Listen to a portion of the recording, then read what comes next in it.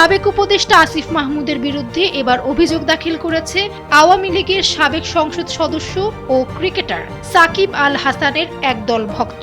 আসিফ মাহমুদের বিরুদ্ধে দুর্নীতির অভিযোগ এনে একটি লিখিত আবেদন দুদকের কার্যালয়ে জমা দিয়েছে ২০ থেকে ৩০ জন সাকিব ভক্ত।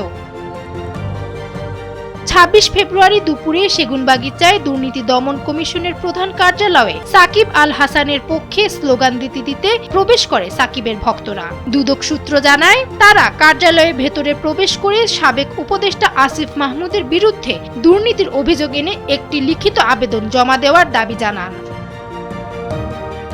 দুদকের সূত্র আরও জানায়, সাকিবের ভক্তরা এক পর্যায়ে কর্মকর্তাদের উপর প্রচণ্ড চাপ সৃষ্টি করেন, অফিসের স্বাভাবিক কাজে বিঘ্ন ঘটায় এবং বড় ধরনের বিশৃঙ্খলা এড়াতে দুদকের সংশ্লিষ্ট বিভাগ অনেকটা বাধ্য হয়ে অভিযোগটি গ্রহণ করেন।